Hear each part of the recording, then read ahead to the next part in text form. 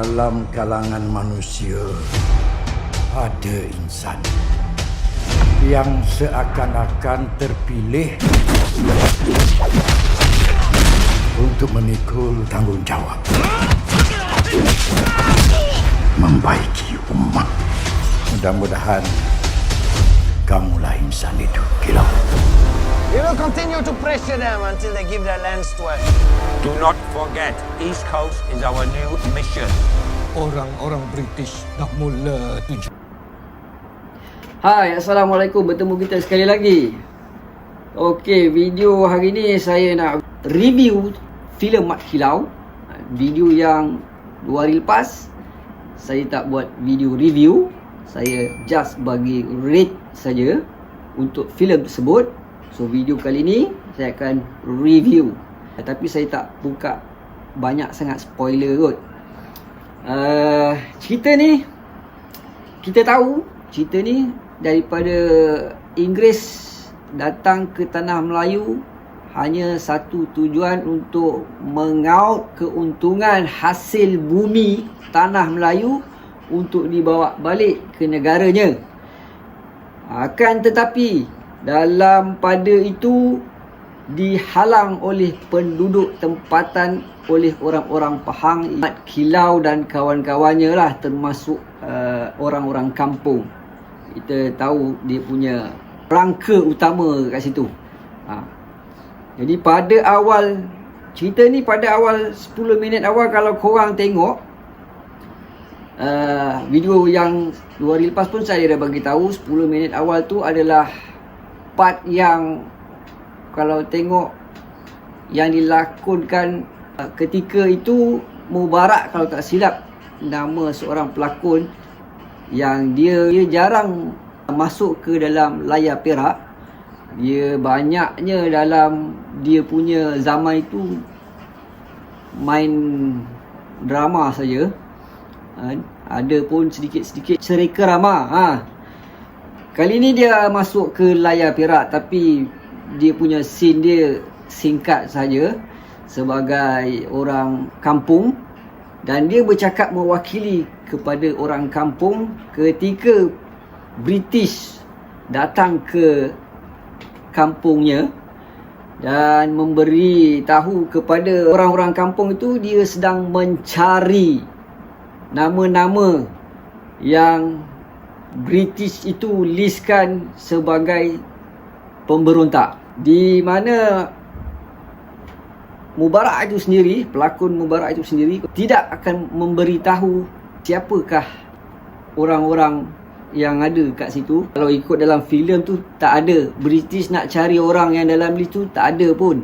Dia takkan bagi tahu, dia tak bocorkan rahsia, sehingga dia mati ditembak. Di kala itu Ili Sureti muncul apabila dia melihat pelakon Mubarak yang mewakili kepada penduduk kampung yang menyuarakan bahawa dia tidak mengenali nama ada di dalam list British itu sendiri.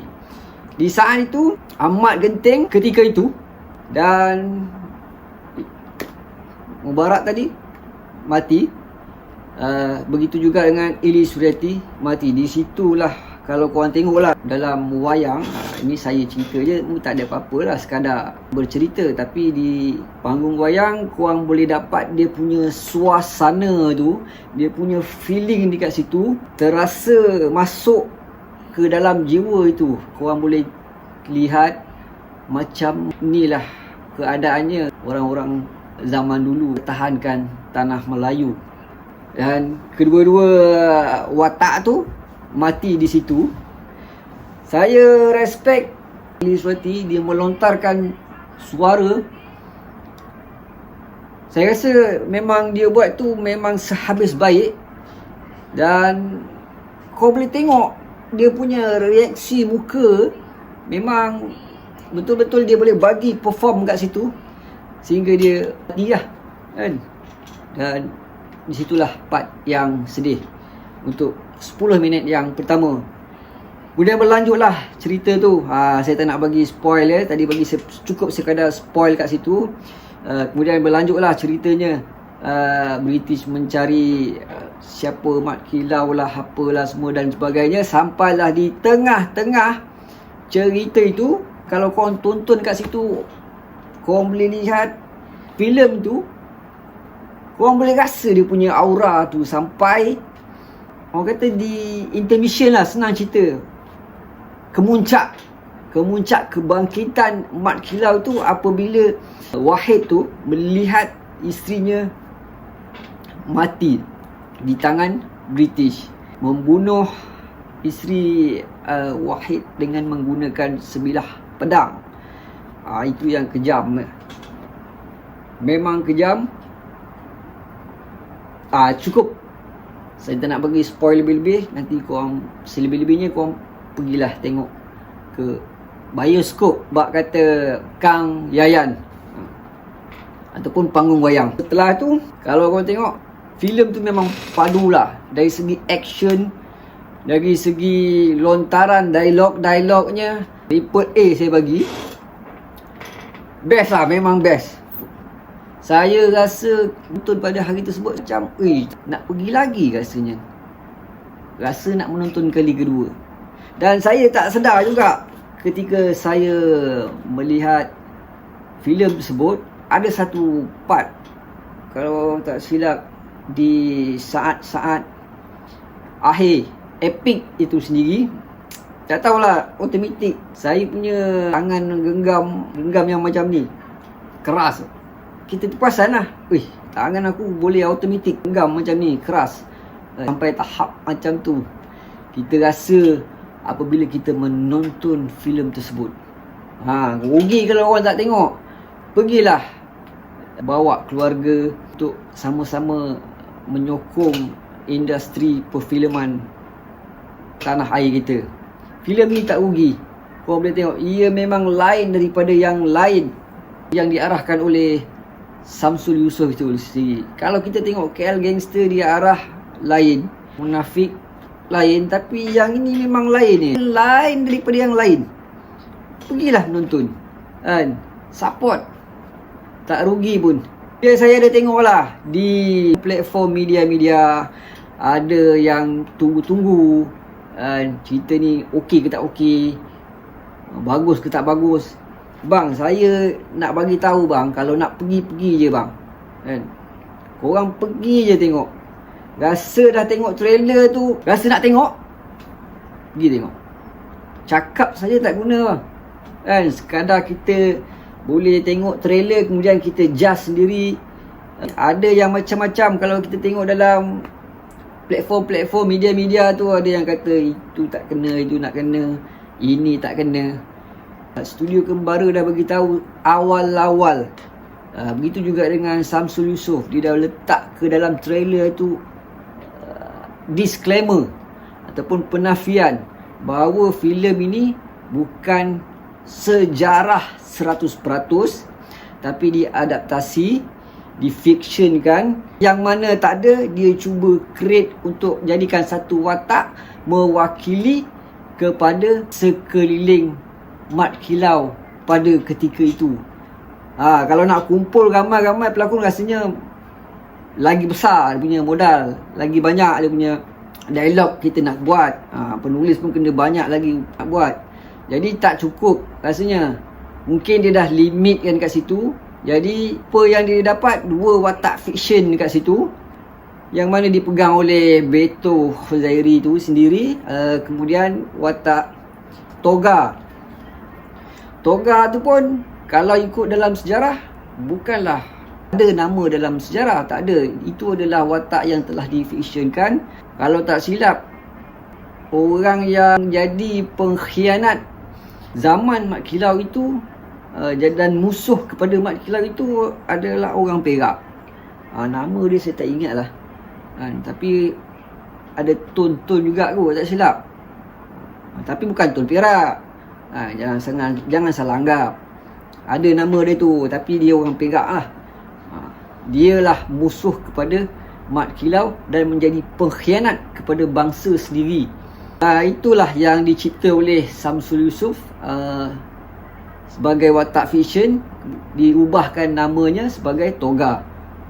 Begitu juga dengan Vito Huzairi yang dipegang wataknya Wahid, mewakili mungkin sekeliling Mat Kilau itu ada pahlawan-pahlawan yang lain bersamanya, yang seperti mana yang telah diceritakan oleh Samsul sendiri, Vito Huzairi sendiri dalam media platform tersebut. Watak tu sengaja difiksionkan mewakili kepada sekeliling Mat Kilau itu. Jadi nak kumpulkannya, pegang untuk satu watak yang dipegang oleh Vito Huzairi itu.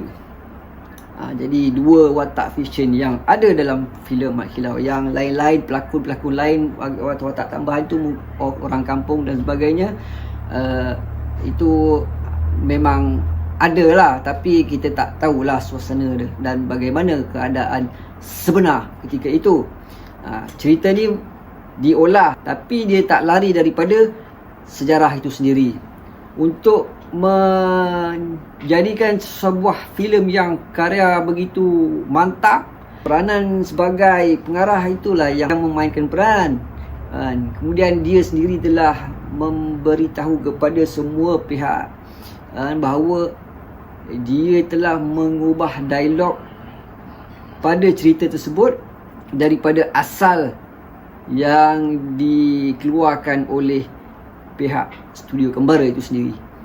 Kemudian ada juga yang saya tengok dalam platform, kalau tak silap semalam saya ada jumpa satu video daripada YouTuber ada satu orang kakak tu. Dia orang lama lah. Dia beritahu yang dia setelah dia menonton, dia rasa macam tak sama dengan watak sebenar. Dia kata ilmu Mat Kilau ni macam ni. Saya pun pelik lah. Kan dia dah studio Kembara mewakili, bercakap, Samsul sendiri bercakap, para pelakon sendiri bercakap, cerita ni adalah adaptasi, bukan cerita yang 100% betul. Kalau nak tengok 100% betul, rasanya panjang cerita sejarah Mat Kilau tu. Untuk dalam platform filem ni, ubahlah sedikit corak untuk menjadikan cerita dan watak itu menjadi lebih mantap. Kalau tidak, mungkin slow dalam filem tu. Jadi kalau korang tonton, korang kata rugi pula tengok ni. Cerita dalam trailer kencang, bila masuk panggung tengok slow kan. Pun tak syok je. Jadi itulah sebabnya mengapa dan kenapa mereka dalam penglibatan filem ini mengolah daripada yang sebenar-benar 100% tulen sejarah itu, diubahkan sedikit untuk menjadi satu yang lebih boleh membawa penonton rasa minat, rasa sedar diri, rasa tersinggung. Dia semua masuk kat sini. Untuk satu filem karya yang mantap, memang kenalah kalau studio Kembara itu memanggil Samsul Yusof melaksanakan tugasnya sebagai pengarah untuk menghasilkan karya sebuah yang dinamakan Mat Kilau. Dan pihak studio Kembara sendiri pun dia telah sendiri membuat sebanyak 2 kali dan dia merasakan itu gagal dan tidak berpuas hati. Yang bajet pertama katanya 700,000, bajet yang kedua filem untuk Mat Kilau dia cuba hasilkan 2 juta pun tak puas hati. Untuk mendapatkan rasa kepuasan dan rasa tarik penonton, beritahu kepada umum, penonton, audiens, masyarakat bagaimana nak membangkitkan semangat yang hilang kepada warga muda pada zaman ini. Rasanya itulah cara dia yang terbaik, mengeluarkan modal sebanyak 8 juta dan dia sendiri sanggup mengeluarkan modal itu untuk semata-mata menjadikan sebuah naskah yang begitu mantap, begitu padu, begitu powerful, yang kita sendiri menonton menjadikan geram, ada macam-macam kita rasa dalam kita punya diri apabila kita telah sendiri menonton filem tersebut. Dan Saya rasa kalau korang keluarkan bajet korang untuk menonton filem tersebut dengan satu keping harga tiket RM24, RM26, range macam tu punya harga tiket, rasanya korang tak rugi apa pun, sebab hasil dan karyanya berbala juga dengan apa yang dia keluarkan.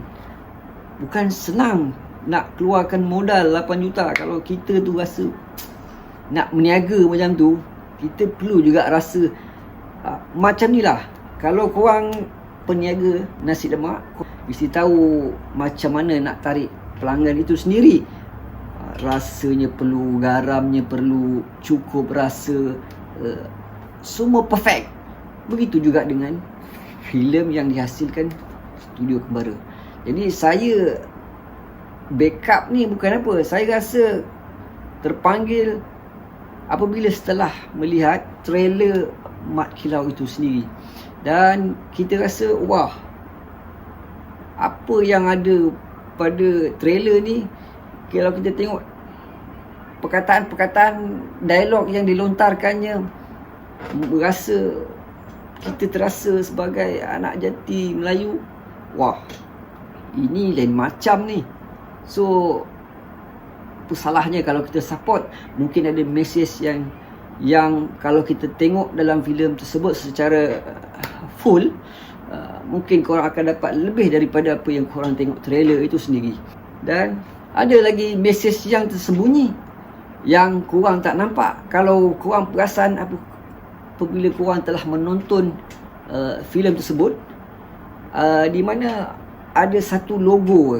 Aku rasa nak sebut logo ni pun boleh je nak cakap, tapi kita nak filem itu terganggu disebabkan mungkin ada perkara-perkara lain yang boleh menggugat filem tersebut untuk dipasarkan ke luar negara. Jadi saya tak nak ceritakan logo apa yang ada dalam filem Mat Kilau itu. Kat mana korang nak tengok?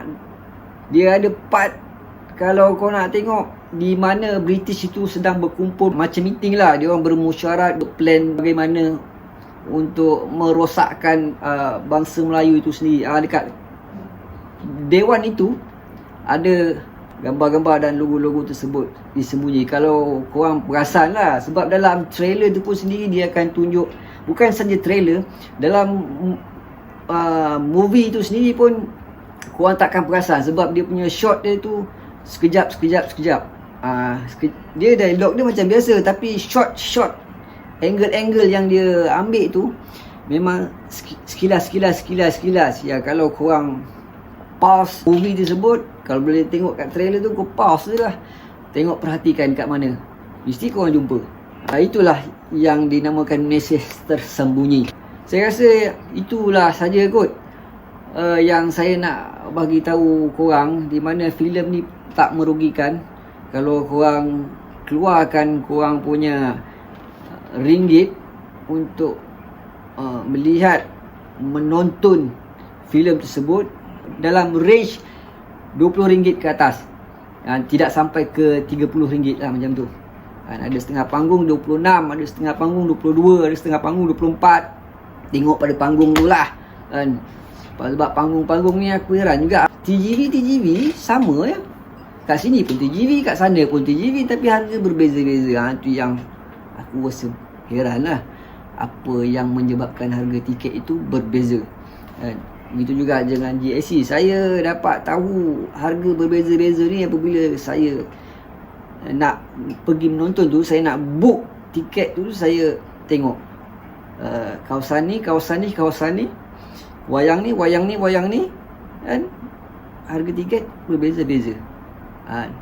Rasa itu sajalah yang saya kongsikan kepada korang. Lain tak ada apa. Jadi apa-apa pun, support lah filem ini, bagi tabatkan filem ini lebih pergi lebih jauh lagi. Dan saya merasakan filem ini juga boleh pergi jauh ke festival. Menteri Media Masa kita ada bagi tahu, saya ada melihat dalam video tersebut dalam platform, kalau tak silap di YouTube, ada media interview dalam suasana di mana pihak kembara, pelakon-pelakon pergi ke di mana menteri tersebut ada. Apa nama menteri media? Dia telah mengutarakan untuk pergi lebih jauh, jangan tunggu negara-negara menawarkan mana-mana penerbit ataupun filem-filem untuk pergi lebih jauh lagi. So tak perlu tunggu. Mesti ada usaha yang dipanggil marketing tu. Marketing. Dia ada sebut empat perkara dalam tu. Saya ada melihat yang paling penting dia ada sebut 4 perkara tu. Dan yang terakhir sekali marketing. Dia ada menyebutkan marketing. So semua ni ada, filem ni boleh pergi jauh. Saya rasa studio kembara boleh melaksanakan tugas itu.